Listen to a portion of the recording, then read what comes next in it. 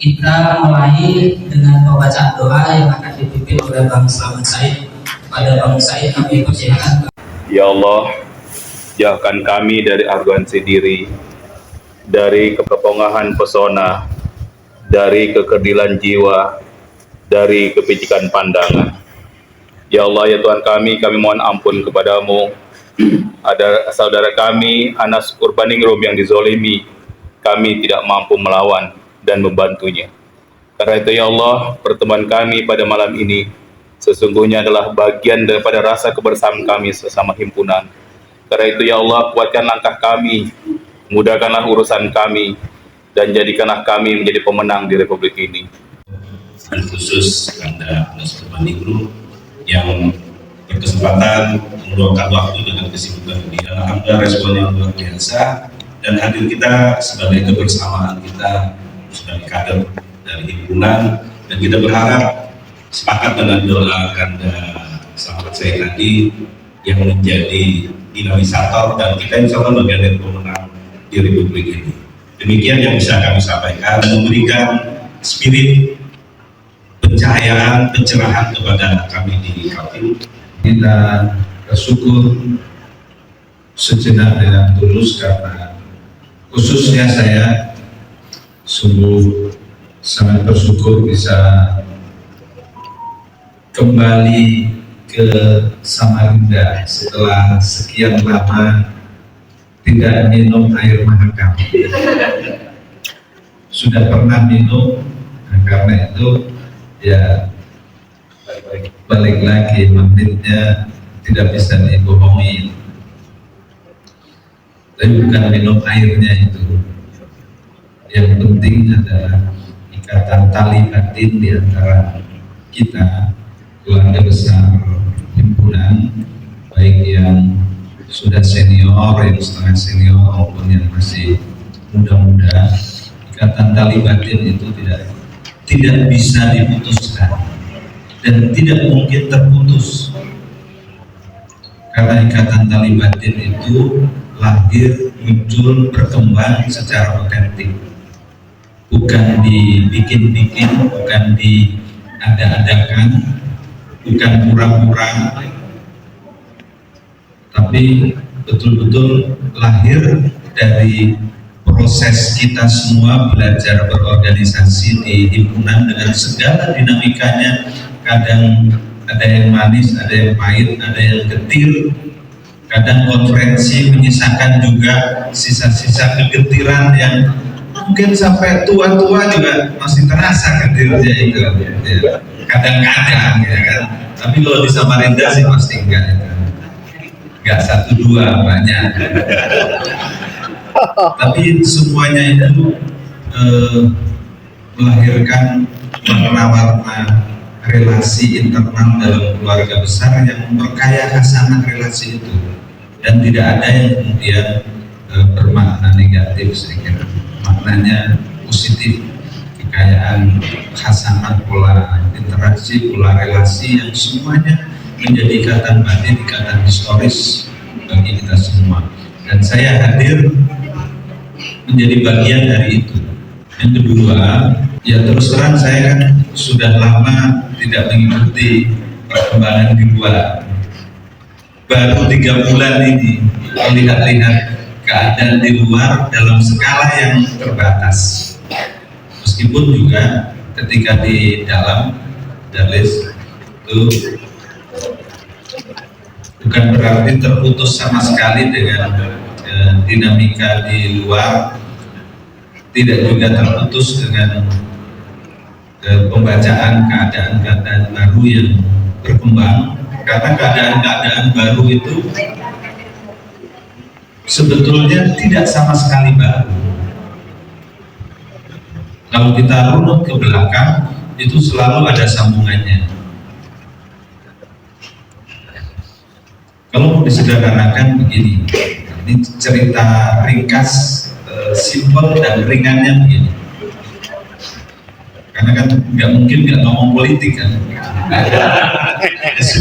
Jadi mau disederhanakan, diringkas, dibikin ringan. Kira-kira begini. tahun 2024 setahun lagi, nggak ada setahun lagi, itu pola kompetisi politiknya dan aromanya, warnanya itu hampir merupakan kelanjutan dari peristiwa 5 tahun yang lalu. Tentu tidak imitatif, tidak sama persis, tetapi terasa betul sesungguhnya kelanjutannya itu.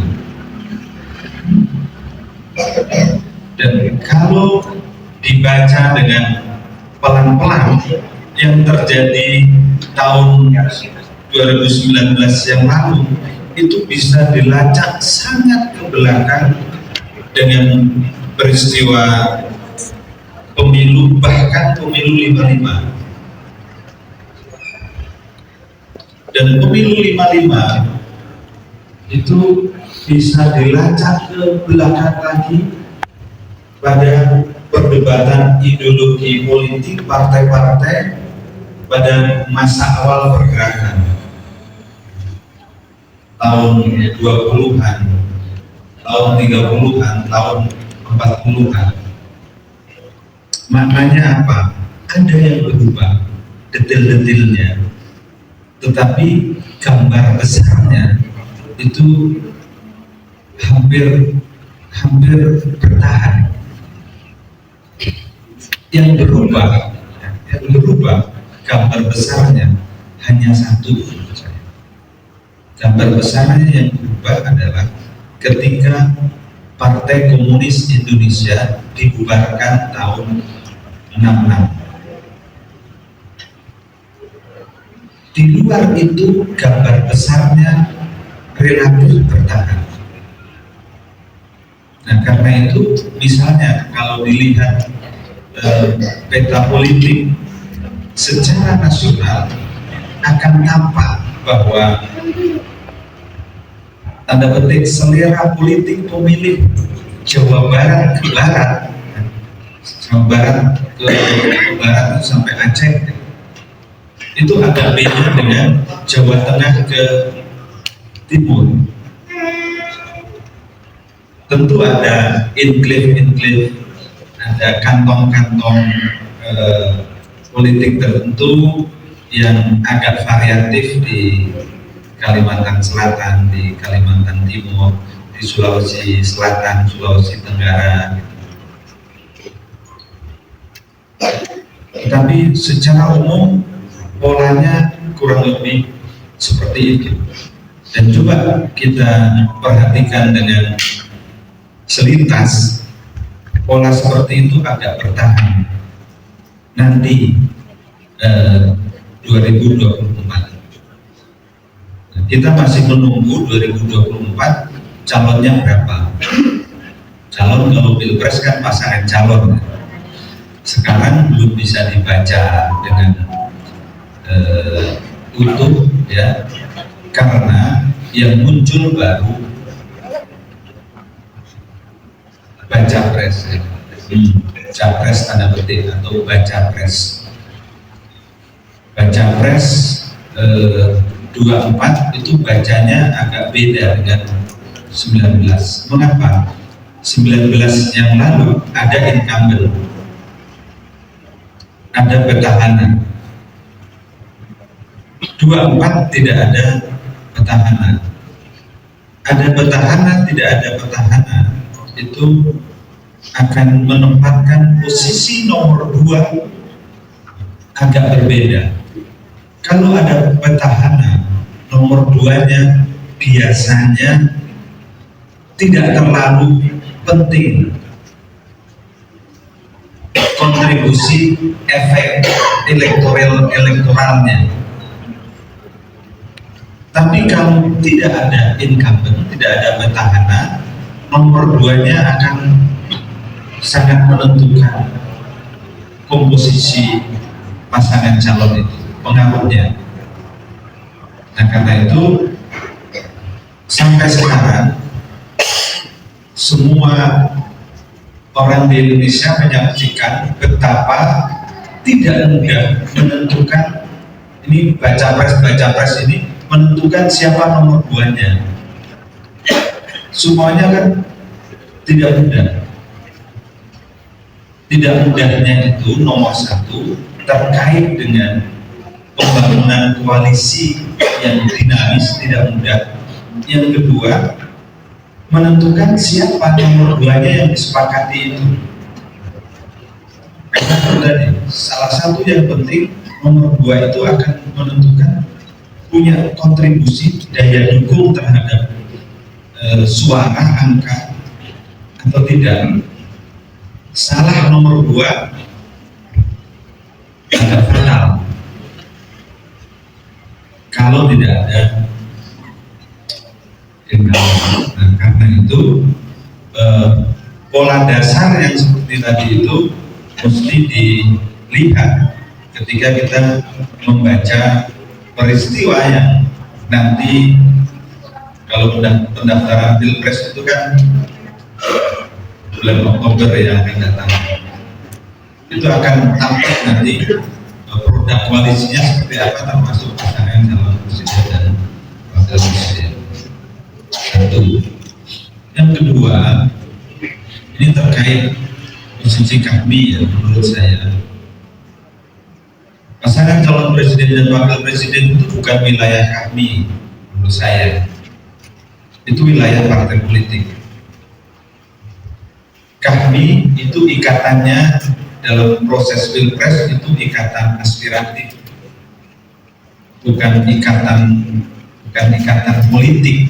Karena kalau yang punya ikatan politik itu ya partai atau gabungan partai. Di luar itu tidak boleh mengajukan pasangan calon. Beda dengan pilkada yang ada calon perseorangan. Nah, mari kita bayangkan, tadi saya singgung sedikit di Tenggarong, mari kita bayangkan kalau ada warga kami sebagai aktivis politik dari partai-partai yang jumlahnya banyak dan beragam itu, kemudian masing-masing partai punya kesempatan membangun koalisinya, dan di dalam bangunan koalisi itu kemudian pilihan masing-masing partai berbeda, itu jelas memposisikan warga kami pada posisi yang berbeda-beda juga. Siapa capres dan cawapresnya. Nah, kalau berbeda-beda seperti itu, sesungguhnya kita sudah punya modal dasar di keluarga besar kami, tradisi pluralisme.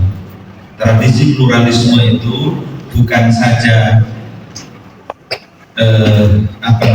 kesadaran bahwa berbeda-beda itu hal yang biasa, tetapi lebih jauh dari itu, kesadaran bahwa berbeda-beda itu tetap bisa dijadikan dasar untuk tidak berantem, bahkan untuk tetap bekerja sama dalam konteks keluarga besar.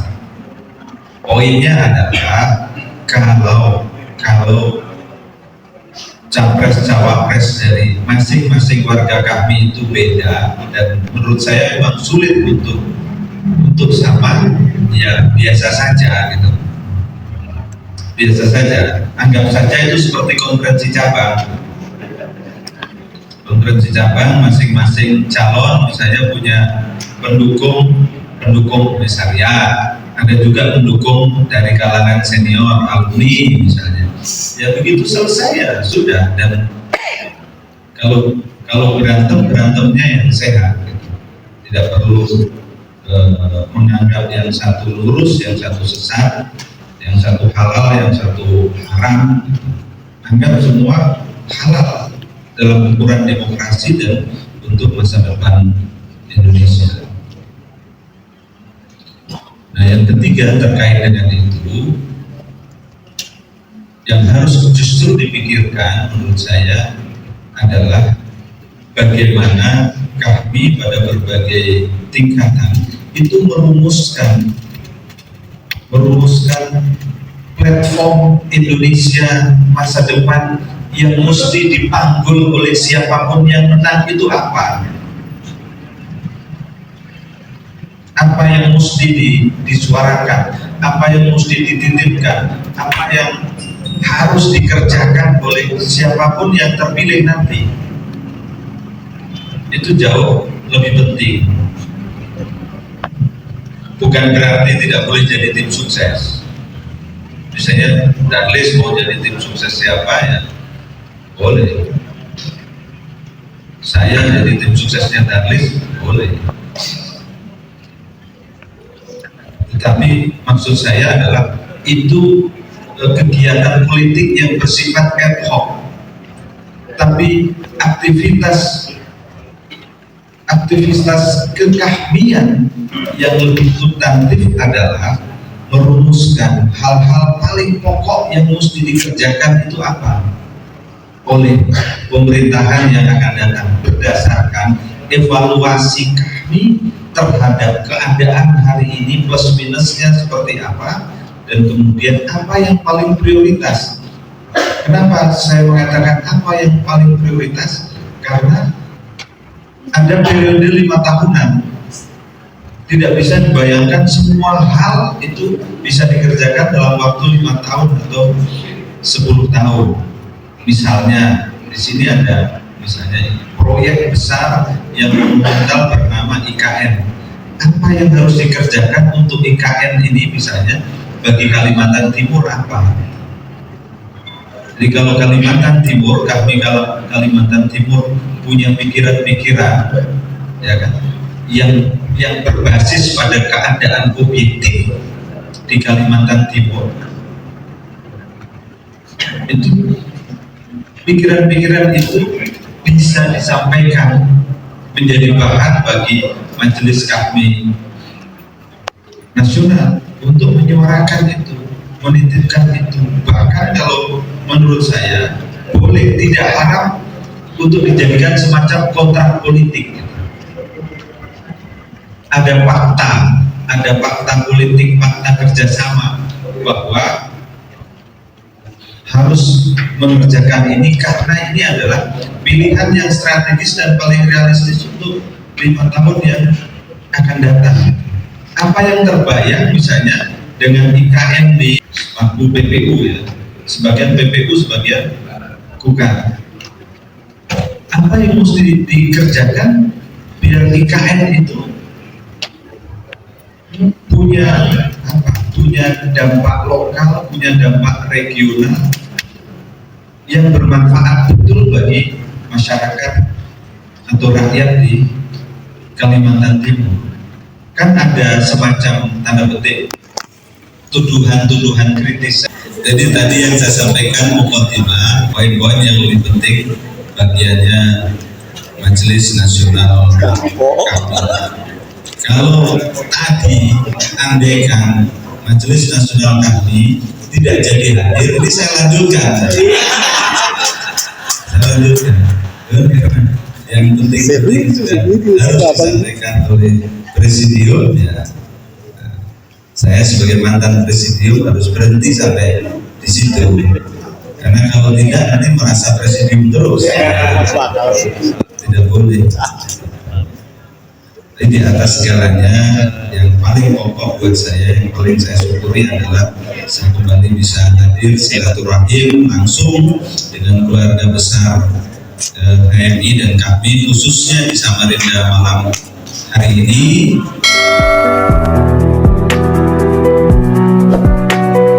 Dari awal dulu saya sampaikan apapun situasinya, kalau ada yang berharap